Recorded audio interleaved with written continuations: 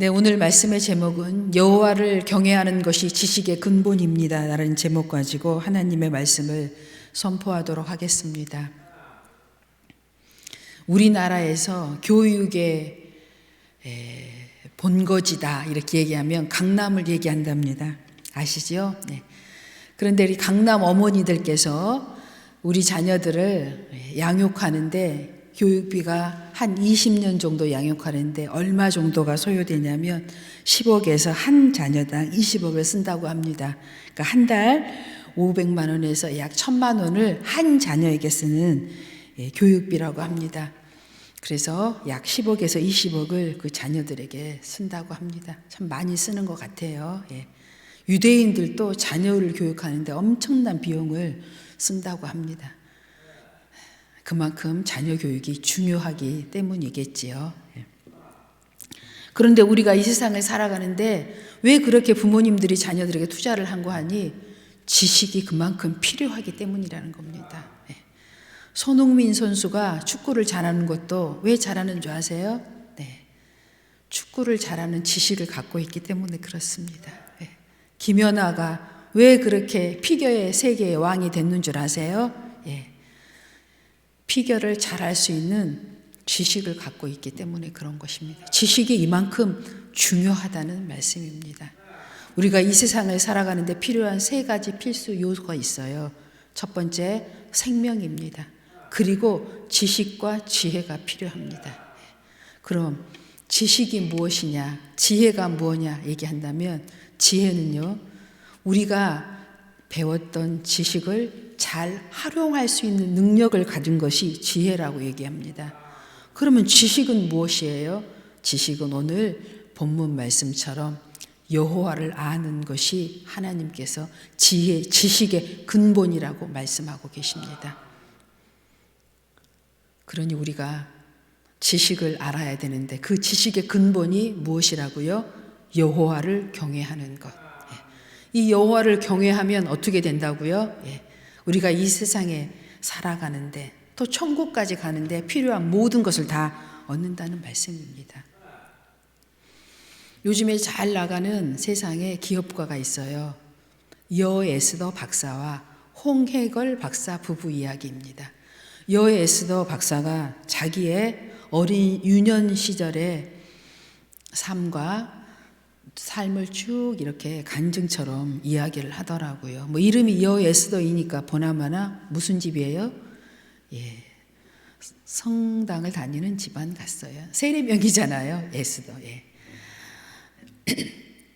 그런데 이 에스더가 어떻게 태어났냐면 아주 몸이 약하게 태어났대요. 그래서 거의 자기의 유년 시절과 학창 시절을 생각해 보면 반나절은 이렇게 누워 있어야 된대요. 몸이 안 좋아서. 그리고 사람들과 만남이 끝나서도 혼자 있을 때는 어떤 영향을 받냐면 자기가 혼자 이렇게 빈 방에 딱 혼자 이제 앉아 있게 되면은 모든 방이 전체가 암막 커튼으로 딱 내려오는 기분. 우울증에 시달리며 살았대요. 그래서 그 우울증이 찾아오면 곧바로 뭐 이어집니까? 죽음이 이어지잖아요. 죽음을 늘 생각하면서 살았던 얘기죠. 근데 이 여에스더 이 박사가 자기 유년기를 얘기하는 이야기를 잠깐 학창시절과 얘기를 여러분에게 드리려고 그래요. 초등학교 다닐 때는 자기가 그렇게 공부를 잘하는 줄 몰랐대요. 왜냐하면 등수가 정확히 잘 안 나오고 점수가 정확히 매겨지지 않기 때문에 중학교에 갔는데 중학교에서는 전교 1등을 했대요. 딱 3일 공부하면. 고등학교에 가서는 5일 공부하면 전교 1등을 해서 1등자를 놓치지 않아서 서울대 의대를 갔는데 서울대 의대를 갔더니 이제 사람들이 제일 궁금한 거예요. 그럼 너 의대 가갖고는 몇 등 했어? 근데 이 말은 먼저 안 하더라고요. 나중에 하더라고요. 참 궁금해 하더라고. 그럼 너 그렇게 머리가 좋은데 어떻게 거기서는 몇 프로 몇 등 했으니까 그 말을 뒤로 하고 이런 얘기를 하더라고요. 자기하고 똑같은 사람들 거기 다 모여 있더래요. 갔더니 그 얘기가 무슨 얘기예요? 자기는 정말 자기하고 똑같은 사람들 거기 다 모여 있는데 얼마나 우수하냐면 자기처럼 딱 한 번만 책을 보면 머리에 다 사진기가 찍힌 것처럼 다 찍혀버린대요. 그 다음에 시험 문제를 보면 어떻게 해요? 시험 문제 글자들이 다 살아서 움직여서 짝을 맞춰가지고 답이 딱 나와버린대요. 그런 애들만 거기 모여있는 데가 서울대 의대였다고 하더라고요. 예. 그런 애들과 경쟁해야 하는데 자기가 경쟁이 안 된 이유가 몸이 약해서였대요. 단 한 번만 그 범위를 다 보면 되는데 몸이 약해서 범위가 많다 보더니 공부할 양이 많아서 그걸 다 볼 수가 없었대요. 그래서 자기는 도저히 1등을 할 수가 없었대요. 자기가 그냥 다 시험 보면 공부를 못하고 들어가서 시험을 봐서 몇 등을 했냐? 20% 안에 겨우 들었다고 이렇게 얘기하더라고요. 그래서 우리가 이 세상을 살아가는데 필요한 것이 또 무엇이 있냐 말씀드리려고 제가 이 얘기를 했습니다. 건강이 필요하다는 얘기입니다. 모든 걸 가졌는데 지혜와 지식도 가졌는데 건강이 없으면 어떻게 해요? 불행하게 살아야 돼요. 이 땅에 살아가는 동안에. 그런데 하나님께서 우리들에게 말씀하고 계십니다. 여호와를 경외하는 것이 지식의 근본이며 그 지식의 근본을 아는 자에게는 오른손에는 장수와 왼손에는 부귀를 주겠다고 오늘 이제 말씀 안에 얘기하고 있습니다. 그래서 오늘 이 말씀을 토대로 여러분에게 말씀을 전하려고 합니다. 신앙 유산 상속 주일인데 아무리 말씀을 전하려고 일주일 내내 고민을 하고 이런 말씀 저런 말씀을 4편을 준비했는데도 마음에 이렇게 감동이 안 오는 거예요. 결국은 하나님이 이 말씀을 오늘 주신 겁니다. 신앙 유산 상속을 하기 위해서는 우리에게 다른 거 없어요, 여러분. 여호와를 경외하십시오. 여호와를 경외하는 안에는 이 모든 지식과 지혜와 장수가 이 안에 들어 있습니다. 이걸 가진 자에게는 하나님께서 어떻게 해요? 모든 것을 다 가진 자가 된다는 말씀이에요. 다 신앙 유산이 상속이 저절로 된다는 말씀입니다. 우리가 이것을 가지지 못했기 때문에 상속이 지금 안 되고 있는 거라는 말씀이죠. 본문 말씀 다시 보겠습니다. 7절, 8절, 9절 볼게요. 올리세요. 네. 이는 내 머리에 아름다운 관이요 내 목에 금사슬이니라. 머리의 관, 머리는 지식과 지혜를 말씀하고 있어요. 예. 여호와를 경외하면 너희에게 지혜와 지식을 주겠다는 말씀이요. 목의 금사슬은 뭐예요? 목은 생명을 상징하고 있습니다. 생명을 주겠다는 말씀이에요. 이는 내 머리에 아름다운 관이요 내 목에 금사슬이니라. 여호와를 경외하는 자에게. 내 아들아 악한 자가 너를 깰지라도 따르지 말라. 뭐 간단하게 얘기하면 10절은 이런 말씀이에요. 우리가 모든 것을 가졌다 할지라도요. 어때요? 악한 자가 계속 우리를 꿰잖아요. 그럼 우리는 완전한 존재가 아니기 때문에 넘어갈 수 있다는 얘기예요. 그래서 우리는 악한 자를 어떻게 해야 돼요? 무조건 멀리해야 하는 것이 지혜의 근본입니다. 그 다음 말씀 보겠습니다. 이제 이 똑같은 말씀이 성경에 계속해서 우리에게 반복되고 있어요, 여러분.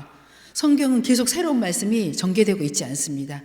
하나님의 중요한 메시지들은, 핵심적인 메시지는 계속 신약과 구약을 토대로 우리에게 반복적으로 말씀하고 있어요. 이것이 유대인의 교육법이지요. 쉐마, 여호와의 말씀을 들으라. 하브르타, 계속 반복하고 교육하고, 부모는 강론하고 자녀는 질문하고, 부모는 강론하고 자녀는 질문하여서 계속 교육, 지도하라는 유대인들의 철학입니다. 우리는 유대인의 철학을 버릴 수가 없어요. 왜요? 5,000년이 넘도록 지금 계속 유대교가 진행되고 있으니까요. 우리는 지금 기독교가 들어온 지 120년밖에 안 됐어요. 어떻게 비교가 됩니까? 교훈을 삼아야 되지요. 여호와를 경외함이 지혜의 근본이라. 그의 계명을 지키는 자는 다 훌륭한 지각을 가진 자이니 여호와를 찬양함이 영원히 계속되리라. 아멘. 우리는 마음을 다하고 뜻을 다해서 여호와를 가까이하고 경외하는 것이 신앙을 유산을 계승하는 길이라는 말씀이에요. 그 다음 말씀 보겠습니다. 욥기 28장 28절입니다. 또 사람에게 말씀하였도다. 보라, 주를 경외함이 지혜요 악을 떠남이 명철이니라. 아멘. 그 다음 말씀. 이스라엘아, 하나님 여호와께서 내게 요구하시는 것이 무엇이냐? 곧 내 하나님 여호와를 경외하여 그의 모든 도를 행하고 그를 사랑하며 마음을 다하고 뜻을 다하여 내 하나님 여호와를 섬기고 내가 오늘 내 행복을 위하여 내게 명하는 여호와의 명령과 규례를 지킬 것이 아니냐. 아멘. 우리 요즘에 참 행복하게 살고 싶다는 행복이란 말 많이 씁니다. 정말 행복하게 살고 싶다면 여호와의 명령과 규례를 지키며 살라고 하나님께서 명령하고 계십니다.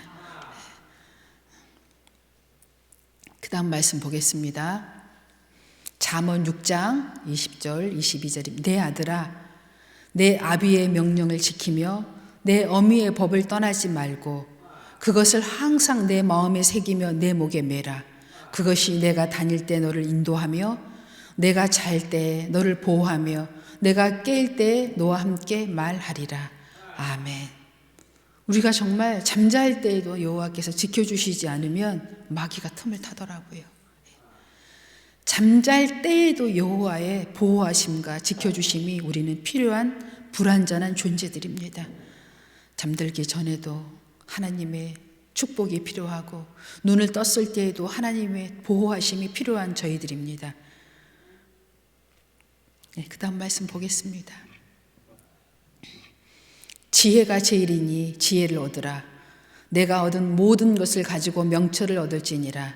그를 높이라. 그리하면 그가 너를 높이 들리라. 만일 그를 품으면 그가 너를 영화롭게 하리라. 그가 아름다운 관을 내 머리에 두겠고 영화로운 면류관을 내게 주리라 하셨느니라. 아멘. 보통 사람들이 10억, 20억 가진 사람이 없어요. 그렇게 많은 투자를 해서 자녀를 잘 교육할 우리 부모들이 그 강남에 있는 사람들, 그 소수의 우리나라의 사람들에 불과합니다. 대전에서도 아주 불과하겠지요. 있겠지만 불과합니다. 아주 소수에 불과해요. 그런데 하나님께서는 믿는 자들에게 이런 축복을 주시겠다고 약속해 주고 계십니다. 우리가 그 많은 돈이 없어도 된다는 말씀이에요. 우리에게는 하나님께서 여호와를 경외하고 가까이 하고 그 말씀을 품으면 면류관을 우리에게 주시겠다고 말씀하고 있습니다. 여러분, 여호와를 경외하십시오. 여호와를 가까이 하십시오. 기적 같은 일들이 일어납니다. 이렇게 미련했던 자들이 지혜를 얻게 되고 우둔하였던 자들이 지식을 얻게 되고 하나를 보면 열을 깨닫게 되고 무엇을 해야 내가 어떻게 해야 할지가 눈에 보이기 시작합니다. 누구를 만나야 할지, 누구의 이야기를 들어야 할지 척척척 열립니다. 여러분, 하나님을 가까이 해보세요. 교회를 가까이 해보세요. 믿음이 좋은 자를 가까이 해보세요. 어떤 일이 일어나는지 그들의 말에 귀를 기울여 보세요. 어떤 일이 일어나는지 기적적인 일들이 일어납니다. 왜 악한 자에게 귀를 기울이십니까? 내 악한 속성과 연합하려고 하십니까? 눈을 뜨고 귀를 열어서 여호와를 바라보고 귀를 그에게 기울이십시오. 열리지 않았던 문이 열리게 될 것입니다. 그 다음 말씀 보겠습니다. 잠언 13장 13절로 18절입니다. 지혜를 얻는 자와 명철을 얻는 자는 복이 있나니 이는 지혜를 얻는 것이 은을 얻는 것보다 낫고 그 이익이 정금보다 나음이니라. 지혜는 진주보다 귀하니 내가 섬어하는 모든 것으로도 이에 비교할 수 없도다. 그의 오른손에는 장수가 있고 그의 왼손에는 부귀가 있나니 그 길은 즐거운 길이요 그의 지름길은 다 평강이니라. 지혜는 그 얻는 자에게 생명나무라. 지혜를 가진 자는 복되도다. 아멘. 여호와의 지식을 갖는 자에게 지혜의 문이 활짝 열려져서 하나님께서 보지 못했고 듣지 못했던 이상들을 보게 하시고 깨닫게 하여 주셔서 여러분 가정의 문제들이 하나씩 해결되어져 가며 우리의 복잡했던 문제들이 하나씩 풀려져 나가게 될 줄로 믿습니다. 이 땅은 천국은 아닙니다. 천국의 작은 모형이지요. 예. 완전한 나라는 천국에 들어가야 되지요.